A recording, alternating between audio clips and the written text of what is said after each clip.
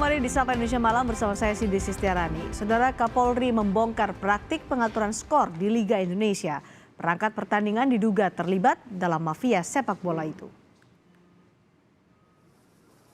Kapolri Jenderal Listio Sigit Prabowo menemukan indikasi adanya pengaturan skor di sepak bola Indonesia.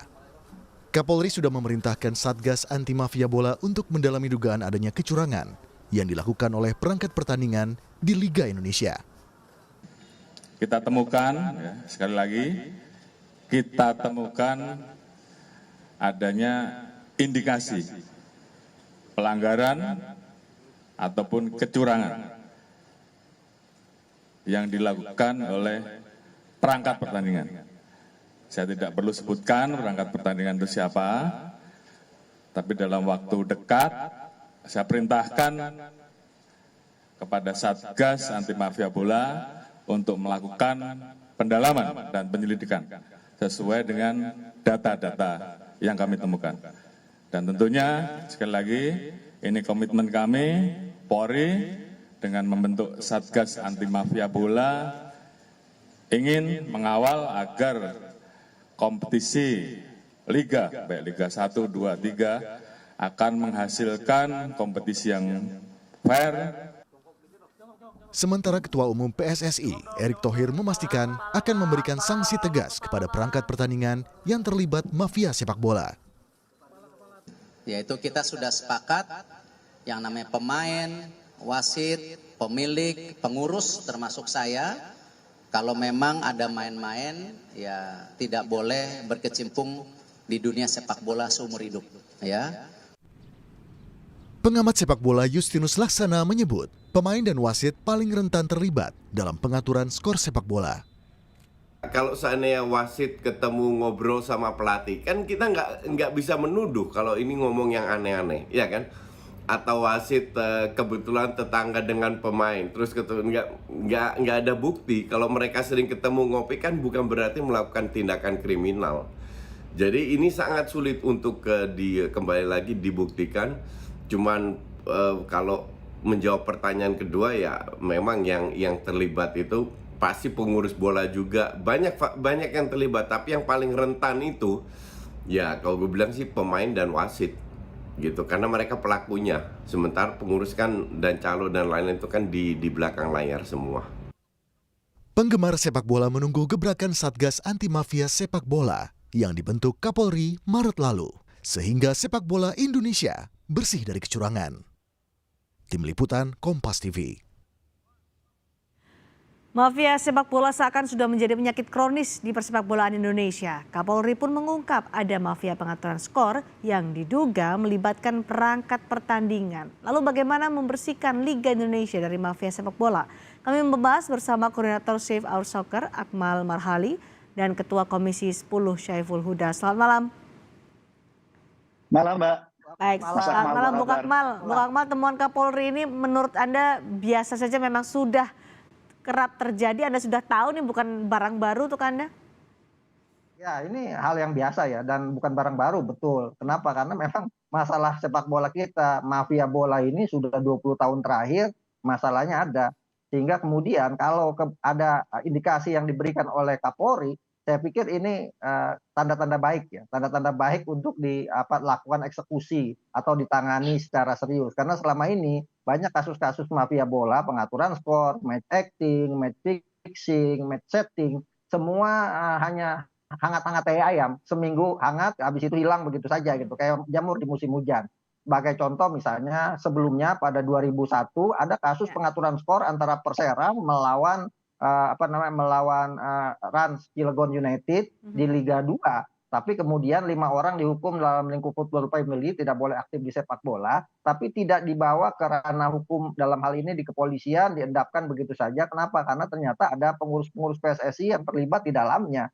Nah, banyak juga beberapa kasus sebelumnya, misalnya kalau bicara Satgas Mafia Bola, kita sudah bentuk Satgas Mafia Bola sejak zaman Pak Tito Karnavian sebagai Kapolri. Ketika itu banyak pejabat-pejabat atau pengelola sepak bola yang kemudian ditahan seperti Priyanto, komite wasit bersama anaknya Ayu, kemudian juga ada wasit Pak Safarid, kemudian ada Exo PSSI Hidayat dan juga Juarling Eng. bahkan Wakil Komite Disiplin PSSI Dwi Irianto yang ditahan, bahkan Ketua Umum dalam hal itu PJS Pak Joko Riono juga ditangkap oleh Satgas Mafia Bola.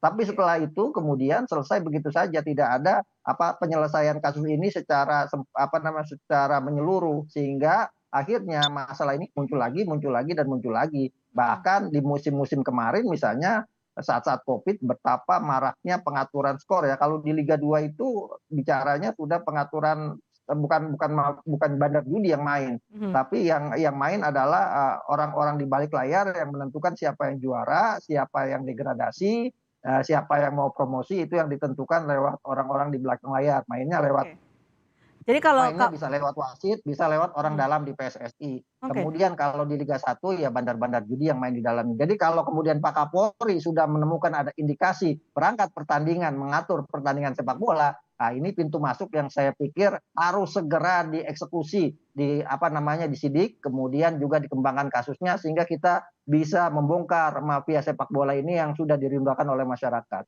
Oke, kalau Anda bilang ini bukan barang baru, sudah seringlah dibahas tapi tidak ada tindak lanjutnya. Jadi kalau tadi disebutkan ada perangkat pertandingan yang terlibat harus menjadi pintu masuk untuk bisa menguak mafia di sepak bola Indonesia. Apa yang harus dilakukan sekarang supaya tidak terjadi lagi yang kemarin-kemarin melempem atau gembos begitu di tengah jalan? Ya, Satgas Mafia Bolanya dari kepolisian harus proaktif gitu. Jangan kemudian menunggu laporan, tapi proaktif seperti waktu zaman Pak Tito Karnavian dipimpin oleh Pak Hendro Pandowo dan Krisnamurti, karena kebetulan Sepak Soccer juga ikut terlibat di dalamnya. Mereka begitu proaktif sehingga bisa beberapa pelaku-pelaku pengaturan skor, bahkan di Liga 3 antara Perseka Karawang melawan Perseka Kabupaten Bekasi itu juga pengaturan skor dan ada 8 orang yang kemudian ditahan polisi setempat. Nah, ini yang kemudian kita harapkan bisa dilakukan oleh tim Pak Tito Karnavian, Pak Listio Sigit Prabowo. Saya punya daftarnya bahwa ini sudah ditetapkan Satgas Mafia Bola pada 13 Maret 2023. Personilnya ada 116 dipimpin langsung oleh Pak Listio Sigit sebagai pelindung atau penasehat. Kemudian Satgasnya dipegang atau dikendalikan oleh oleh Pak Kabak Ops ya, di situ Irjen Polisi Agung Setia Imam Effendi sebagai Asop Kapolri maksud saya. Kemudian wakilnya Irjen Pol Asep Edi Suheri yang juga Karobinapsnal Baris Krim Polri. Saya pikir tim ini sangat kuat, sangat solid, dan polisi kalau mau mengerjakan sesuatu dengan serius, saya pikir semua bisa dituntaskan. Dengan tadi ada juga meragukan soal beberapa waktu lalu ketika ada temuan match fixing, pengaturan skor, bahwa ada pengurus PSSI yang terlibat. Saat ini kan pengurus PSSI sudah baru nih dengan Ketua Umum Erick Thohir. Anda optimistis soal ini bisa terungkap dengan lebih dalam lagi? Kalau bicara pengalaman, saya tidak dalam posisi harus optimis. Saya justru meragukan. Ketika kemudian keraguan saya dijawab, baru saya jadi optimis bahwa ini benar-benar dilakukan.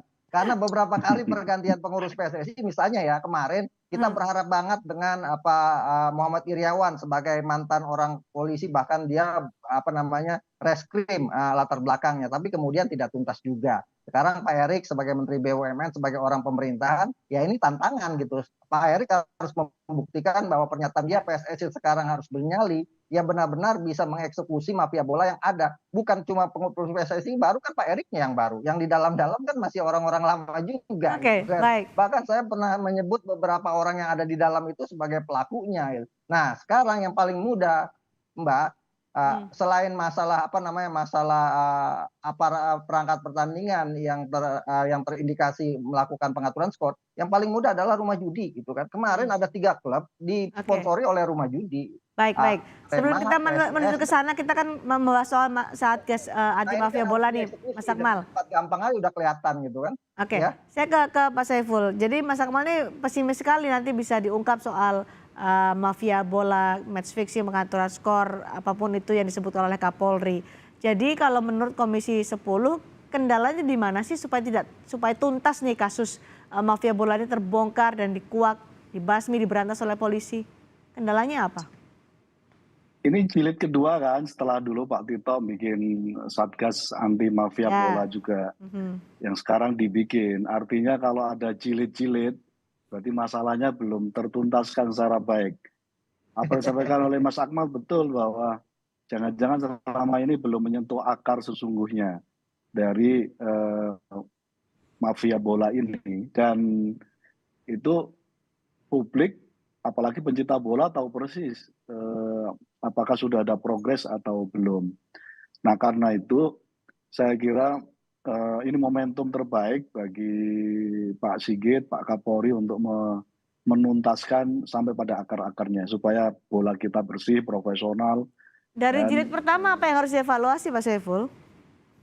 nah ini penting, semestinya Satgas di bawah pimpinan Pak siapa tadi Mas Akmal, saya kira disampaikan aja, kan bayangan saya datanya sudah ada itu, mitigasinya sudah jelas menurut saya, karena Oke. mafia bola ini kan dalam banyak bentuknya gitu, dan Mas Akmal tahu persis itu. Nah sekarang pertanyaannya, apakah semua hasil mitigasi yang sudah ada, yang bahkan Pak Sigit juga sudah menyampaikan sebenarnya sudah ada indikasinya dan sudah diketemukan gitu. Nah pertanyaannya, apakah hanya satu dari sekian banyak akar atau semuanya yang mau akan dituntaskan dari Satgas anti mafia bola ini? Itu yang ditunggu-tunggu oleh publik menurut saya. Gimana Komisi 10 Yang bisa kedua, membantu soal penuntasan kasus mafia bola ini? Nah, kalau ini menjadi komitmen bersama kita apresiasi betul, karena ini kan benalu yang sudah lama dan terus-menerus menghantui bola kita. Akhirnya kita hari ini kesulitan untuk melahirkan pemain yang profesional, melahirkan permainan bola yang relatif terjaga dengan baik gitu. Itu dirindukan semua orang hari ini. Saya meyakini bola kita kalau berjalan dengan baik, berjalan dengan bersih, profesional, juga nanti ikutannya supporter juga akan secara baik mengikuti semua tontonan bola kita. Secara Saya konkret membayangkan di bagaimana Jakarta, Komisi 10 bisa mendorong itu Pak Saiful? ya kita dorong terus melalui Kemenpora dan PSSI. Kalau perlu kita bikin rutin untuk melakukan watchdog-nya. Jadi terus-menerus dilakukan evaluasi, dan kuncinya itu menurut saya. Jadi semua pihak duduk bersama, ada komitmen untuk bersih-bersih bersama, dan komitmen kuat dari pihak kepolisian untuk menuntaskan sampai di level akarnya. Baik di Liga 1, Liga 2, Liga 3. Karena percuma juga kalau yang Liga 1 yang diurus lalu Liga 2, Liga 3 dibiarkan. Itu artinya masih memberikan inspirasi untuk tetap berbuat culang. Oke, cukupkah itu Mas Akmal duduk bersama untuk menguatkan komitmen berantas mafia bola antara kepolisian, PSSI, Kemenpora, cukup itu? Ya, saya pikir mumpung ada Pak Saiful Huda sebagai Komisi 10 ini, saya mengusulkan bahwa problem utama kita dalam pemberantasan mafia bola adalah payung hukumnya. Ada Undang-Undang Nomor 12 Tahun 1980 yang dibuat waktu itu di era Galatama, memang latar belakangnya adalah maraknya suap menyuap atau pengaturan skor atau match setting di sepak bola kita. Tapi hukumnya sangat rendah sekali gitu, hanya 3 bulan dan 6 bulan untuk para pelaku suap menyuap. Saya pikir mumpung ada Pak Huda di Komisi 10, ke depan kita berharap DPR juga menyiapkan perangkat hukum misalnya tentang industri olahraga. Di mana di dalamnya adalah mengatur mengatur terkait dengan pengaturan skor atau match fixing.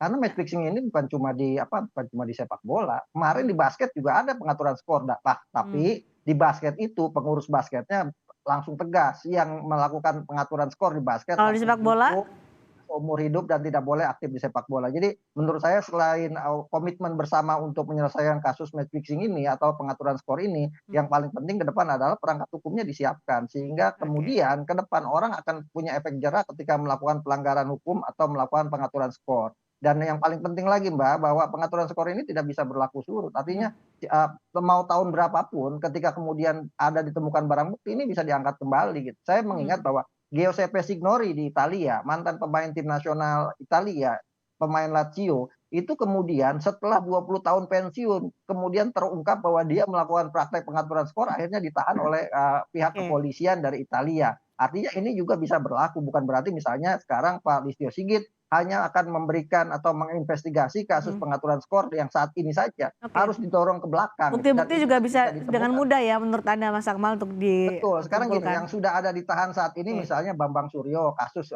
kemarin Liga 3 gitu kan. Itu kan Baik. kemudian bisa dimintai keterangan untuk untuk dikembangkan kasusnya, atau misalnya ya mohon maaf Pak Dwi Eng, Pak Dwi Irianto yang kemarin ditahan sekarang sudah bebas, kan bisa dijadikan sebagai justice kolaborator Oke. misalnya, atau dimintai Baik. keterangan untuk Baik. mengungkap semua kasus-kasus ini, sehingga sepak bola kita yang kita dambakan menjadi seperti yang tadi Pak Iya. sudah katakan. Baik, Sepak Mas Saiful bola soal payung hukum sehat, singkat saja.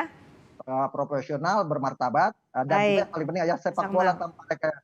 tanpa mafia. Ya, soal payung hukum singkat saja Pak Saiful udah. Ya nanti kita lihat, kalau sementara sih menurut saya cukup di level federasi ya, dalam ini PSSI gitu. Karena pada level regulasi yang lain sebenarnya undang-undang keolahragaan kita bisa jadi rujukan bagaimana proses penyelenggaraan Oke. semua cabang olahraga sudah ada diatur. Nah detailnya mungkin bisa di level federasi. Tapi kalau memang belum cukup melalui regulasi di level federasi misalnya PSSI, tidak ada salahnya, saya kira saya setuju dengan Mas Akmal, suatu saat kita bawa regulasi ke yang lebih jenjang, ke lebih atas lagi. Baik, dibutuhkan dari sekedar komitmen untuk bisa memberantas mafia bola yang sudah berlangsung selama bertahun-tahun sebelumnya. Sudah kita ketahui bahwa tadi disebut jika ada jilid pertama, sekarang ada jilid kedua, supaya tidak ada lagi jilid ketiga, harus tuntas, ada upaya ekstra yang dibutuhkan untuk bisa memberantas mafia bola ini. Terima kasih Mas Akmal, terima kasih juga Pak Saiful Huda sudah bergabung di Sapa Indonesia malam hari ini. Terima kasih.